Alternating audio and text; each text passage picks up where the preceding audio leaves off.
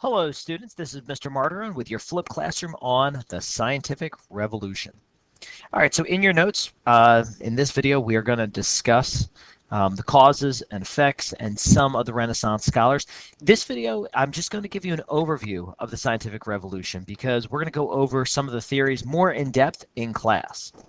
So, what actually was the scientific revolution? So we know that at the end of the Middle Ages, scientists begin to use new methods to study nature, and they begin to draw conclusions based on observation and experimentation. So think of it like this.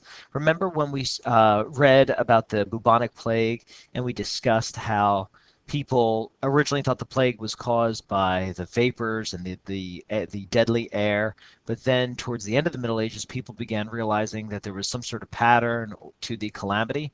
That's the idea of drawing an observation and conducting an experiment, making a hypothesis, drawing conclusions. The word that I love that's associated with the scientific revolution is this idea of curiosity.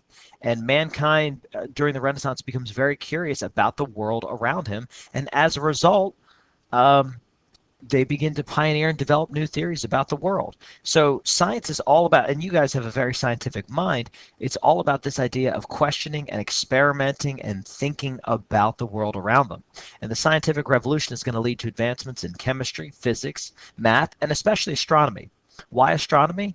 Well, because during this time, a lot of the Renaissance explorers needed to navigate, and they needed to navigate based on the stars. All right, so what were the causes of the scientific revolution? So a couple things we'll talk about. So the printing press leads to a spread of new ideas.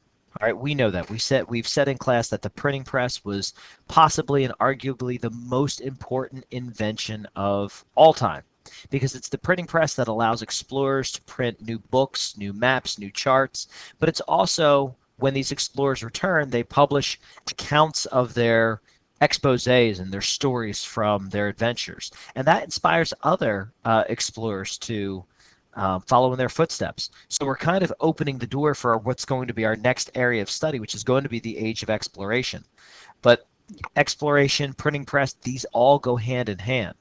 Also, when crusaders return from the Middle East, they bring back new scientific devices and scientific methods from the Middle East. One of the biases of European history is that when we talk about how Europe went through what's known as the Dark Ages or the Middle Ages, the rest of the world, China and Asia and the Middle East, were going through a renaissance of their own, and their cultures were thriving. So the Europeans were bringing back some of the new technologies from the Middle East. All right, so our first Renaissance scientist we'll talk about is Leonardo da Vinci and William Harvey. So you guys know that, we've talked about da Vinci at great lengths. We've talked about him as a Renaissance sculptor, as a scientist, as a painter. But towards the end of his life, he became very interested. Well, he was always interested in the human body and human anatomy. And towards the end of his life, he began going to mortuaries and dissecting corpses, not out of morbid obsession, but morbid curiosity. And he was very interested in, what the body looked like in its natural form. He thought the body was a tremendous machine of its own. And a century later, in 1628, a Scottish physician, William Harvey, publishes his book on the circulatory system. So for the first time, humans understand what the heart does, how arteries will carry blood away from the veins how blood is carried away from the heart via the arteries and returns to the heart for oxygen through the veins. All right, here's a sketch done by Da Vinci showing the heart. Da Vinci, there's a great story how Leonardo dissected two hearts, the one of a young man and one of an older man, and he compared the two. And he noticed that the one heart, the older man's heart, had yellow plaque on it. And the other one did not. And this is what's known as arterial sclerosis. And as you get older, that cholesterol, that plaque builds up, and eventually it can cause heart damage and a heart attack, leading to heart failure. So again, that diagnosis was centuries ahead of its time. All right, another Renaissance scholar, and I'm going in chronological order, although your notes do not. So if you want to jump to the second page where it says Nicholas Copernicus and Johann Kepler. Okay. Nicholas Copernicus was a mid 1400 scientist who believed that the Earth revolved around the sun, what's known as the theory of heliocentricity. Now, this was, again, based off mathematical principle and science. It contradicted the church's belief that the Earth was the center of the solar system or the center of the universe. Copernicus publishes his findings, but he is fearful of persecution, so he in fact publishes his book anonymously, and it's not revealed until after his death that he is the author of this memo or this study. And again, the two competing theories: geocentricity on the right-hand side of the screen, that the Earth is the center of the solar system and the sun and the planets revolve around it. And then there was the idea of heliocentricity, where the sun is the center of the solar system. And we know that heliocentricity is correct. We know that the sun is in fact the center of our solar system. And what's very unique is Copernicus makes this theory based off of his understanding of mathematics and gravity, saying that the sun would have more mass, and the sun is what holds our planets in alignment. And again, we prove this theory with satellites and with other spacecraft that have left our solar system and actually turned the camera to look back at our home solar system. So here's everything we are, the Milky Way, in all of its form.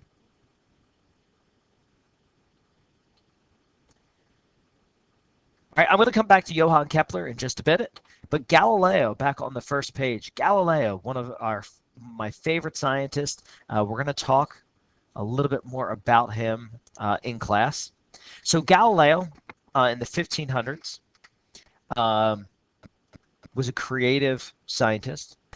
He's credited for observing Jupiter's moons. He also developed theories of gravity. He also denied that the Earth was the center of the universe. Now, what's different between him and Copernicus is that Galileo denied that the Earth was the center of the universe publicly. And as a result, he was called before the Inquisition. And I love this painting in the bottom right hand of your screen showing the confrontational attitude of church versus science. And Galileo was forced to recant his belief, just like Martin Luther was. But remember, Martin Luther didn't recant his belief. Galileo was a little bit more practical. Whereas Martin Luther lived the rest of his life as an outlaw, Galileo realized, if I am imprisoned as a heretic, I won't be able to conduct any science or research. So Galileo publicly recanted his belief in front of the church. And one of my favorite stories, and it hasn't always been corroborated, it's more folklore than anything else, but as he's walking out the door, Galileo turns back to the priest and says, "But the earth does move." Again, kind of thumbing his nose at the church after a forced recanting. All right. Galileo has a classic experiment that we're going to demonstrate in class, and it is about falling objects. Aristotle's theory is that heavier objects will fall faster than lighter ones. Galileo's experiment is that no matter the weight, all objects will fall equally. They'll hit the ground at the same time because they have the same mass, and gravity exerts the same force. And we're actually going to demonstrate this in class after our break. So there's our friend Galileo. This was his original telescope. An easy 4-power scope, and this is a photograph that I took with my own telescope. This is not a strong telescope or powerful lens, but this is exactly what Galileo would have seen. The planet Jupiter with some of its moons, not all of its moons. Again, Jupiter is a massive planet, much, much larger than Earth. And Galileo was able to observe this. So his theory, he made the theory that if these moons are held in orbit around the planet Jupiter, that is how our moon orbits around us, which is correct. He said that larger objects will have greater gravity. And he made the same theory about the sun holding the solar system in place. Right. Galileo also made observations about the different dimensions, the sketches of the moon and the phases of the moon, which again, as we know, turned out to be quite accurate. The dark patches or areas on the moon are lava fields known as mareas. This is over here is Marea Tranquillitatis, the Sea of Tranquility. There is Marea Chrysostom, the Sea of Crisis, the Ocean of Storms. So there's really neat places, and I will bring in my moon globe later next week to show you some of these places. And there are some craters on the moon that are named after Galileo, Copernicus, and some of the other scientists. All right, Johann Kepler. So going back to the notes with Copernicus, Johann Kepler improves upon the theory of Copernicus. However, Johann Kepler says that the planets don't follow a circular pattern, but they follow an elliptical orbit, meaning that at some point during their year cycle around the sun, planets will be closer. And in fact, Earth is actually closer to the sun during our winter than in the summertime. But we always think that we are closer to the sun during our summertime because it's warmer, when actually that's because of the axis that the Earth rotates. All right, Sir Isaac Newton, father of modern physics. Sir Isaac Newton, one of the later scientists, taught mathematics in England, developed calculus, and explained gravity. And again, he uses mathematics to prove, in fact, that the Earth does revolve around the sun, that the sun is what keeps the planets in orbit. So Sir Isaac Newton builds upon all the work of his predecessors. The story goes that he, saw an apple fall off a tree, and he wanted to know, well, why did that apple fall off the tree? What was the force of nature that caused that apple to fall? So he does all sorts of experiments with light and rainbow rays, and he pioneers these theories of gravity. He also comes up with different laws of gravity. And one of my favorites is that a body at rest will stay at rest, a body in motion will stay in motion, and then for every reaction, there's an equal and opposite reaction. So the best example is, firing a gun. When the bullet heads in one direction, there's what's called a recoil pushing you back. When the space shuttle takes off into space, okay, the force will go one direction, while the weight of the rocket and the airflow will force down. Another good example is when you're on your skateboard. You're pushing off while moving forward. And again, that's the same theory. In outer space, if you push off an object, that object will move backwards and you will move in an opposite direction. Kind of like a Newton's cradle. All right. Other men of science, we have Robert Boyle developing theories of gas and pressure. Okay, he develops the theory as volume increases, pressure will decrease. And as volume decreases, pressure will increase. Very simple. And the best example I can give you of that is that of a balloon. You have a limited amount of volume, and as you press and squeeze that balloon, the pressure will increase inside the balloon to the point of it may rupture.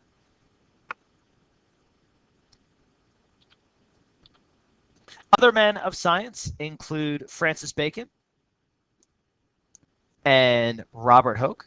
Francis Bacon develops the scientific method, and this is important because he develops the new theory. He revises it from Socrates. Again, it's this idea of you have a theory, you make a prediction. The prediction is designed, you have your prediction and you design an experiment to test that prediction. Then you observe what happens during the experiment. And then either your theory is confirmed or your theory will be revised. And that's what's so interesting about science and philosophy and even history, is that things that we're not absolutely sure of is simply just a theory. And that every theory, and we'll get to this in the Enlightenment, but every theory has been revised at some point. All right. Robert Hooke develops the first microscope during the Renaissance. And again, where Robert Hooke looks at cork underneath this microscope, Galileo uses the same type of lens to look outward. So again, this idea of humanism and individualism and curiosity is all coming forward during the Renaissance.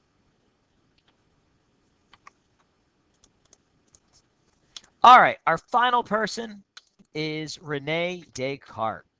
And I'll give you a little bit of room here. René Descartes is a French philosopher who founded analytic geometry. We're going to talk a lot about Descartes in class because he says it is necessary that at least once in your life you doubt, as far as possible, all things. And we're going to talk about what that quote means in class. But think about the things that you can actually prove. And he comes up with this Latin phrase, and this is important, so make sure you put a little star or highlight this in your notes. He writes, "Cognito ergo sum," which is Latin for "I think, therefore I am." Now that's boiling a heavy bit of Western philosophy down, but we're going to talk about what that quote means. I think, therefore I am. We're going to talk about that in class, so really think about that quote. It is necessary at least once in your life to doubt, as far as possible, all things. What do you think that means to you? Well, Descartes argues that he wants to prove what is true. And this is, again, similar to what Socrates says, but different in its own right. Descartes says that we can't really prove anything beyond our own existence. So he, again, just like Socrates, was looking for truth. And this implies an external authority. And that certainty instead relies on the justice of the individual man, the judgment of the individual man. And we're going to talk about what that means in class. But I just want to give you kind of the notes so that way you can copy it down in this spot. So when we come to class, we'll be able to think about Descartes' metaphysics.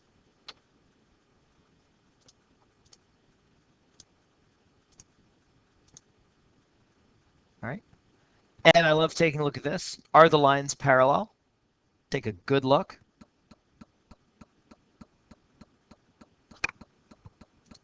And now for a little assessment.